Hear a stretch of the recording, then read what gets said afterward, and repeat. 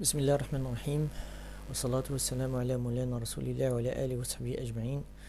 Bon, on passe directement à la vidéo numéro 4 concernant toujours les vidéos concernant la conversion des systèmes. Aujourd'hui, on va voir la conversion vers le système binaire de n'importe quel système, que ce soit le système octal ou bien le système hexadécimal ou bien le système décimal. Donc, on commence par la conversion du système décimal vers le binaire, et ici on va voir normalement deux méthodes de conversion. Donc on commence par la première méthode qui concerne bien sûr la division. Donc on va expliquer cette méthode à travers un exemple. Donc on va prendre un chiffre décimal et on va le diviser normalement par la base du système de destination, à savoir le système binaire. Donc 240, ça représente bien sûr le dividende. Le 2, ça représente bien sûr le diviseur, et bien sûr le résultat, ça sera bien sûr le quotient. Donc on va diviser 240 sur 2, ça va vous donner 120, et bien sûr le reste, ça sera bien sûr 0.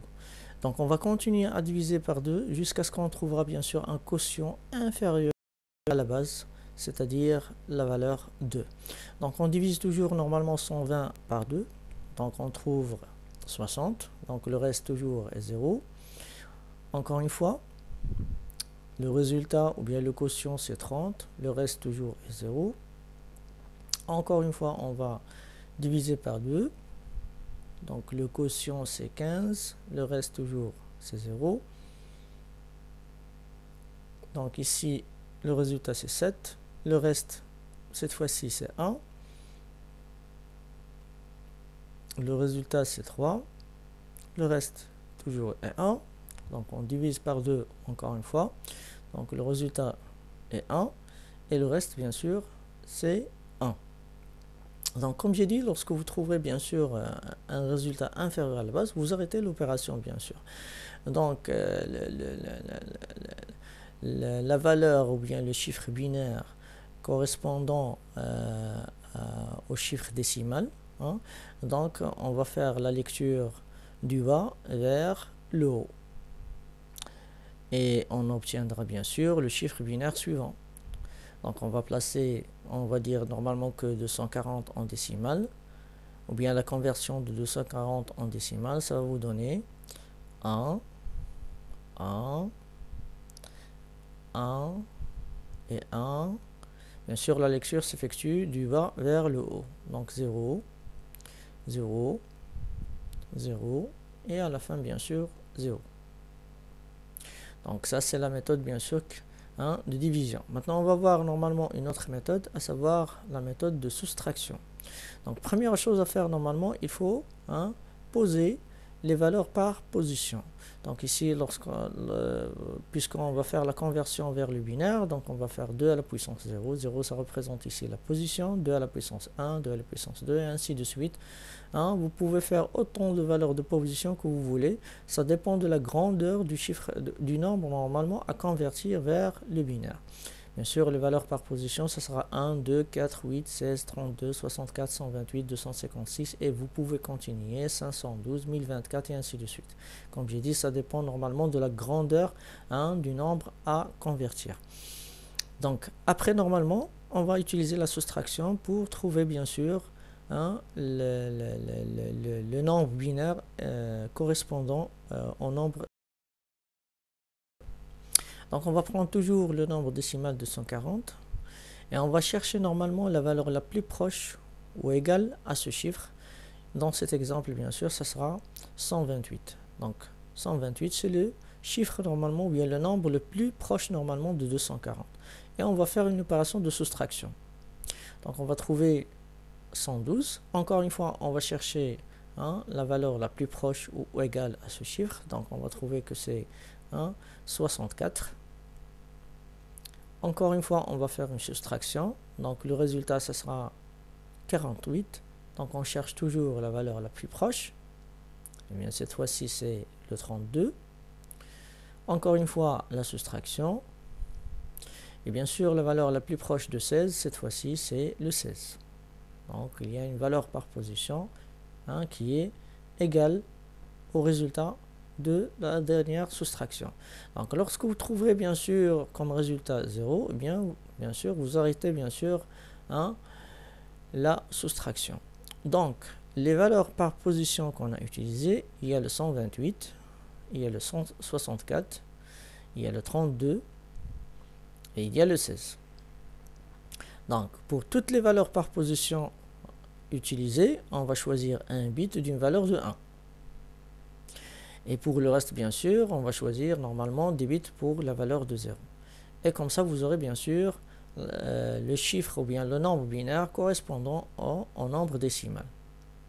Donc ça, c'est la conversion du décimal vers le binaire. Maintenant, on va voir normalement comment convertir du hexadécimal vers le binaire. Sachant que chaque chiffre hexadécimal, il est présenté par 4 bits. Donc chaque chiffre hexadécimal présenté par 4 chiffres. Donc on va prendre cet exemple pour expliquer bien sûr comment on va faire la conversion. Donc d'abord je vais convertir ou bien je vais donner à chaque lettre sa valeur. Donc par exemple pour le C c'est le 12 et pour le A comme vous le savez c'est le 10 et bien sûr le 4 et le 9. Donc après comme j'ai dit bien sûr chaque chiffre il est présenté par combien? Par 4 bits. Et bien sûr on va poser normalement les valeurs par position, 2 à la puissance 0, 2 à la puissance 1, 2 à la puissance 2, puis 2 à la puissance 3. Donc on aura 1, 2, 4, 8. Donc de la même façon, normalement, on va le faire pour le A, ça veut dire le 10, et pour le 4 également, et pour le 9 également. Donc, on va commencer par le C, c'est-à-dire le 12. Donc pour former le nombre, ou bien pour trouver le nombre 12, on a besoin normalement de faire l'addition entre le 8 et le 4. Donc pour trouver le 10, on a besoin du 8 et on a besoin également de la valeur 2, c'est-à-dire les valeurs par position. Pour trouver le 4, eh bien, on aura besoin d'une seule valeur par position, à savoir le 4. Pour trouver le 9, donc on aura besoin de deux valeurs par position, le 8 et le 1. Donc les valeurs par position qui sont utilisées normalement, on va leur choisir un bit d'une valeur de 1. Et pour le reste, on va choisir bien sûr les 0. Donc voilà, et vous aurez bien sûr votre chiffre binaire correspondant à votre nombre hexadécimal. Donc de la même façon, presque la même façon normalement, on va voir la conversion de l'octal vers le binaire. Donc je vais prendre un exemple, le 7, 6, 5, 1. Donc pour chaque chiffre en octal, ou bien si vous voulez, chaque chiffre octal il est présenté par 3 bits, comme vous le voyez. Et comme toujours, on va poser normalement les valeurs par position 1, 2, 4. Donc de la même façon, on va le faire pour le 6. Et on va le faire pour le 5. Et on va le faire pour le 1. Donc le même principe. Donc pour avoir le 7, on aura besoin de toutes les valeurs par position. C'est-à-dire 4 plus 2, ça va vous donner 6, plus 1, ça va vous donner 7. Pour le 6, on aura besoin de deux valeurs par position, à savoir le 4 et le 2. Pour le 5, on aura besoin également de deux valeurs par position, à savoir le 4 et le 1. Et pour le 1, on aura besoin de la valeur par position 1. Donc pour toutes les valeurs par position qu'on a utilisées, on va choisir un bit d'une valeur de 1. Et pour le reste, bien sûr, ça sera des 0. Et vous aurez bien sûr votre conversion en binaire. Donc merci pour votre attention et il nous reste bien sûr une seule vidéo concernant la conversion des systèmes. Donc à la prochaine, Inch'Allah.